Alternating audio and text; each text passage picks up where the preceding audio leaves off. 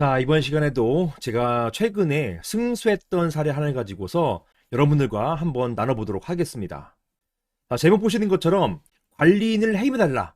어떤 건물에, 집합 건물에 관리인을 해임해달라. 라는 취지의 가처분 신청이 가능할 것인가? 여기에 대해서 법원의 판단이 있었습니다. 굉장히 중요한 사례라고 볼 수 있어요. 왜냐하면 실무에서 종종 해임을 원인으로 해서 해임해달라라는 취지 또는 저 사람이 잘못했다, 관리 업무를 잘못한다라는 취지로 가처분 신청하는 경우가 있거든요.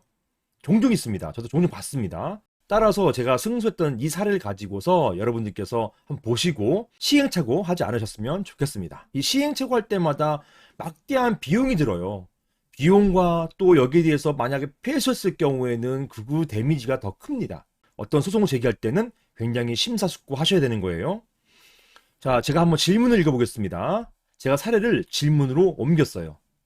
안녕하세요, 변호사님. 저는 경기도 안산에 있는 상가 건물의 관리단 회장입니다.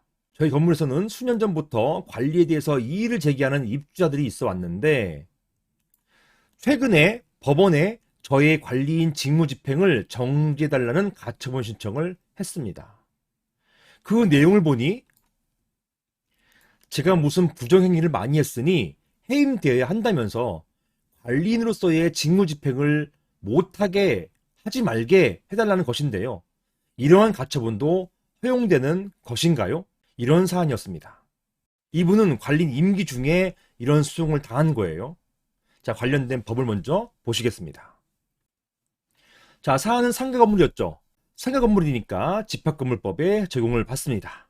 자, 집합건물법 제24조에는요, 이렇게 관리인, 이 관리인은 관리소장이 아니죠. 관리단 대표, 관리단 회장, 그 건물의 대표를 말하는 것입니다. 보통 관리단장, 관리단 회장 이렇게 불려요. 이런 관리인을 선임하게 돼 있는데 구분 수자가 10명 이상일 때는 관리인을 선임해야 돼요. 그리고 이런 관리인은 집회 결의로 선임되거나 해임됩니다. 하지만 이렇게 집회 결의가 아닐 경우에 해임시킬 수 있는 방법이 하나가 있어요. 그게 뭐냐면 5항이 있습니다. 관리인에게 부정한 행위나 그 밖에 직무를 수행하기에 적합하지 아니한 사정이 있을 때 그 경우에는요.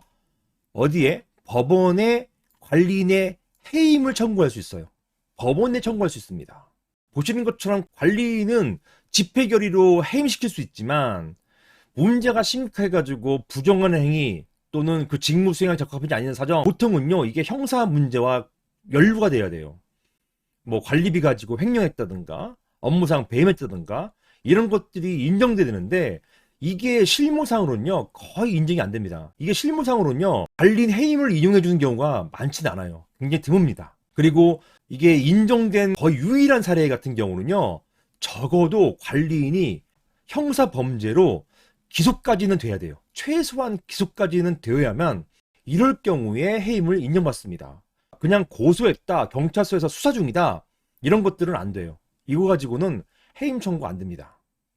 자, 이 사건은 가처분이잖아요. 관리인이 부정한 행위가 있으니까 또는 직무 수행에 적합하지 않은 사정이 있으니까 여기에 대해서 가처분, 즉 직무 집행 정지해달라고 하는 가처분을 제기한 거잖아요. 이런 가처분입니다. 해임을 전제로 한 가처분인데요.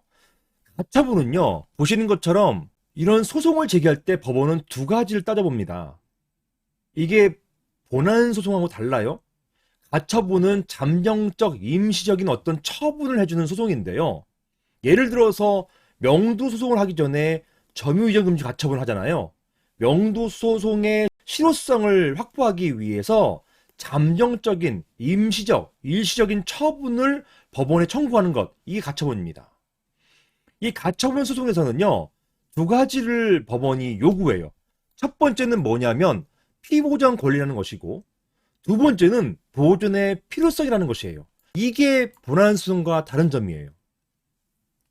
가처분은요, 잠정적, 임시적이기 때문에 만약에 이걸 묶어두지 않으면 본안에서 설사 승소한다 하더라도 실효성이 없어진다. 이걸 위해서 하는 거거든요. 따라서 본안 소송을 하기 전에 이런 가처분을 할 필요성이 있어야 돼요. 이게 인정돼야 됩니다. 법원은 이것도 굉장히 중시합니다. 특히 가처분 소송에서 이런 보존의 필요성이 없어서 기각되는 경우가 굉장히 많아요. 피보전 권리라고 하는 것은 보전받아야 하는 권리, 즉 청구권을 말합니다. 보통 법원은 이렇게 물어요. 보호법익인데요. 이거 왜 신청하는 거예요?